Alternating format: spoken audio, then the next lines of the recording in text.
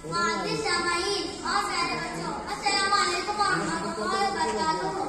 दस्ते मासूम को वो रूह कलम देता है, दस्ते मासूम को वो रूह कलम देता है, नानिहालों को मंदिर हरम देता है। रोशनी बांटता फिरता है वो सूरज की तरह, रोशनी बांटता फिरता है वो सूरज की तरह, डूबता है तो सितारों को जन्म देता है। आप सभी को की बहुत बहुत मुबारकबाद। बच्चों, क्या आपने मुझे पहचाना कि मैं कौन हूँ? शायद आप मुझे नहीं जानते। चलिए मैं खुद ही आपको अपना तारुफ देता हूँ। मैं मौलाना अबुल कलाम आजाद हूँ। मेरी पैदाइश 11 नवंबर सन 1888 को मक्का मुअज़्ज़मा में हुई थी। मुझे बचपन ही से मुताल्ले का शौक था। मेरे इसी शौक की बदौलत मैं अदीब, शायर, कौम रहनुमा और महिला तालीम के नाम से मशहूर हुआ।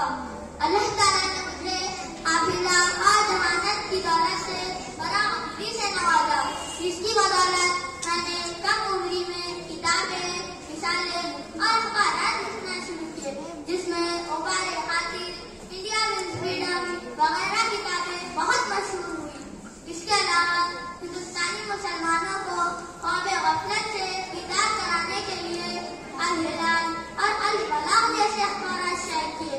बच्चों, मैं अपने आप को बहुत खुशकिस्मत हिंदुस्तानी समझता हूँ, क्योंकि मुझे तहरीक आज़ादी में हिस्सा लेने का मौका मिला और तब भी जद्दोजहद के बाद मुझको आज़ादी मिली तो मुझे आज़ाद हिंदुस्तान का पहला वज़ीर तालीम बनने का शर्फ हासिल हुआ। यह कशा बनकर उभरे हैं, शम्स कमर कहलाए हैं। यह कशा बनकर उभरे हैं, शम्स कमर कहलाए हैं। हम जिन राहों से गुजरे हैं, सबसे कदम छोड़ आए हैं। बच्चों, जिंदगी में अगर आपको एक बड़ा और कामयाब इंसान बनना है तो बड़े ख्वाब देखो, क्योंकि मेरी नजर में छोटे ख्वाब देखना एक जुर्म है। अगर आपके पास बड़ा ख्वाब नहीं तो आप दुनिया के सबसे गरीब इंसान हैं। मंदिर तो मिलेगी भटक कर ही सही, मंदिर तो मिलेगी भटक कर ही सही, कुदरत तो वो है जो घर से निकले ही नहीं।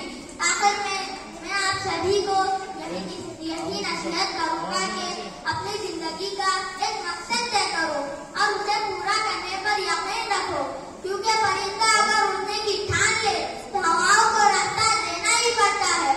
बच्चों, अब